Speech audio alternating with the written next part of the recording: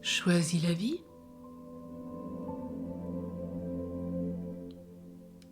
Matin, midi et soir. Nous mangeons pour la plupart d'entre nous, matin, midi et soir.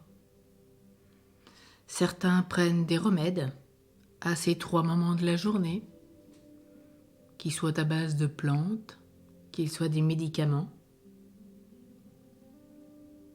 Matin, midi et soir, si nous écoutons des hygiénistes, nous nous lavons les dents après chaque repas. Des règles simples et couramment admises. Et pourquoi ne l'appliquerions-nous pas à d'autres secteurs de notre vie, comme la prière? Oui, ces temps de prière, en ce moment, où nous affermissons une décision. Prier 3 fois par jour. Matin, midi et soir, les moines nous invitent à la prière. Au lever du jour. Pour certains, ils ont même matine à 2 heures du matin. Mais le matin, ils nous invitent à la prière de l'office des lectures et des laudes. À midi, ce qu'on appelle un office du milieu du jour. Et le soir, au vêpres, voire complis pour la nuit. Et des offices tierce sexte none, c'est-à-dire à tierce 9h, midi sexte, none 15h.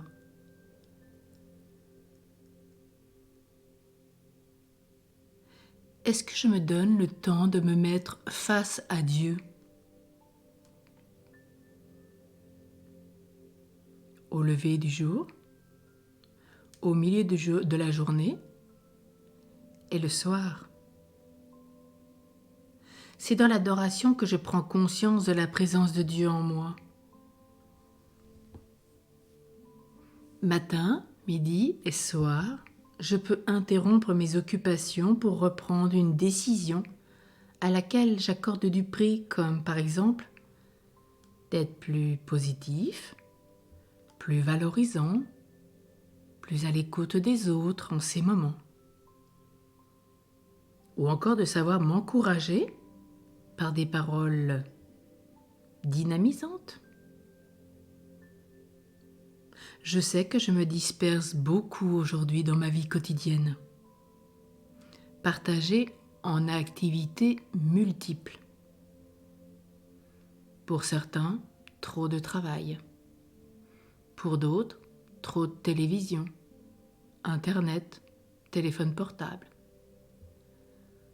Pour d'autres, trop de temps perdu en des relations futiles et inutiles. Ce besoin de parler jour et nuit avec quelqu'un. Quelles qu'en soient les raisons. Ce matin, j'ai besoin de temps d'arrêt. Je me fixe 3 périodes si je n'en ai pas l'habitude. Matin, midi et soir. Parce que le changement profond ne se fait que dans la répétition quotidienne. L'adoration peut être pour moi le moyen d'affermir ma décision, en me laissant remplir de la force de Dieu. Rappelons-nous, l'Angélus 3 fois par jour, matin, midi et soir. Avant, nous avions même les cloches du village ou de la ville pour nous le rappeler.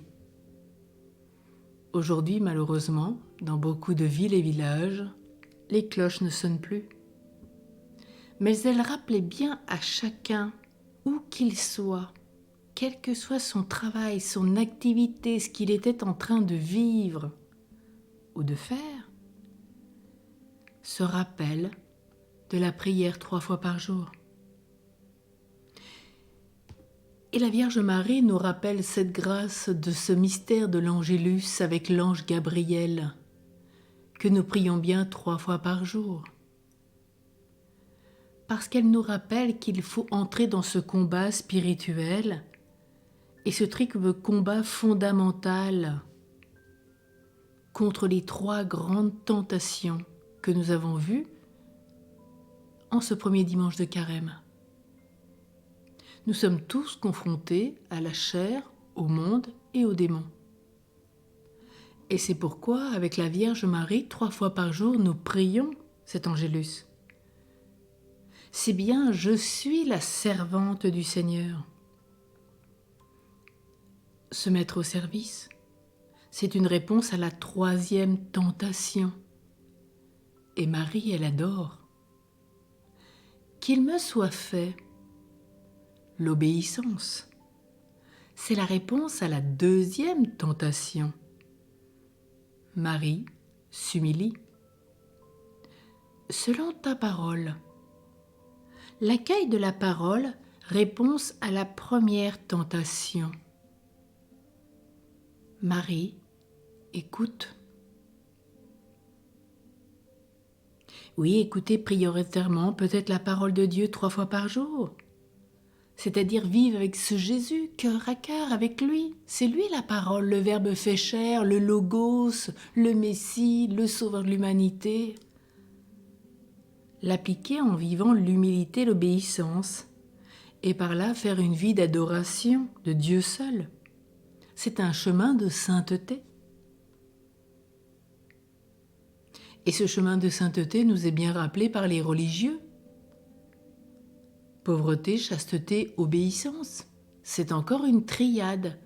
Regardez bien dans la vie spirituelle toutes les triades. On parle de Jésus, Marie, Joseph. Le Père, le Fils et l'Esprit Saint. Les 3 prières de l'Angélus. Les vœux donc du religieux, pauvreté, chasteté, obéissance. Il y a une multitude de triades. Et la pauvreté chez les religieux, elle ouvre à la parole de Dieu. L'obéissance fait entrer dans l'humilité et la chasteté nous vaut au service de Dieu. Alors vous allez me dire, mais cela est bon pour les religieux. Non. Religieux, c'est celui qui est relié à Dieu. Alors certes, eux, ils ont pris un engagement, une consécration, et ils ont un respect de leurs vœux à vivre. Certes. Mais nous aussi, par la grâce de notre baptême, nous sommes reliés à Dieu. Et cette pauvreté, nous avons à la vivre aussi, chaque jour. Pauvreté matérielle, pauvreté spirituelle, pauvreté de cœur, les anaouim. Cette obéissance, cette écoute, qui nous amène à ce chemin de l'humilité, est bon pour tous. La chasteté qui nous vaut au service de Dieu. Regardez les parents Martin, même au cœur d'un mariage, désiraient vivre la chasteté charnelle. Bien sûr, ils ont eu leurs enfants. Mais après, ils ont décidé de vivre chasteté de corps, chasteté de cœur, chasteté d'esprit, d'écoute, de relation, de langage, des yeux. La chasteté prend multiples formes. Oui, cette chasteté nous vaut au service de Dieu et de l'homme. Ce sont bien les 3 racines de la réponse d'amour à Dieu. Alors nous aussi, aujourd'hui, en tant que baptisés, on manifeste ces racines de l'amour et montre à tous que l'amour de Dieu, qu'on soit donc marié, célibataire, consacré, peu importe, ce n'est qu'un état de vie. Je rappelle que la vocation, c'est l'appel à la sainteté, elle est pour tous.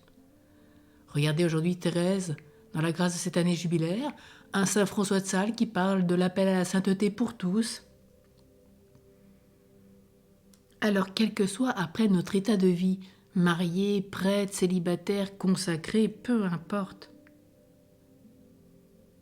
nous avons tous à vivre cette pauvreté, cette obéissance, cette chasteté, et Marie en est bien le premier exemple. Et combien ce mystère de l'incarnation du Verbe que nous fêterons le 25 mars, qui même pour la plupart des baptisés passe comme une fête incognito, alors que c'est une solennité d'église, et 9 mois plus tard nous fêtons Noël. Et c'est parce que le Verbe s'est fait chair qu'aujourd'hui nous sommes sauvés. Nous n'avons que Noël parce que nous avons la grâce de l'Annonciation. Alors en ce 25 mars, Peut-être découvrir la grâce de l'incarnation du Verbe, cette annonciation de tout ce qui se dit de la part du Père par l'ange Gabriel à la Vierge Marie. Et écoutons bien ce que dit la Vierge, ce qu'elle vit et ce qu'elle nous enseigne matin, midi et soir. Quel chemin, quelle grâce! Alors tous ensemble, prions matin, midi, soir, et pour d'autres, une communion la plus constante possible, la plus continuelle, de jour comme de nuit. Là est l'essentiel, mais au moins pour les débutants, aidons-nous les uns les autres à nous mettre en route, ou peut-être à nous remettre en route.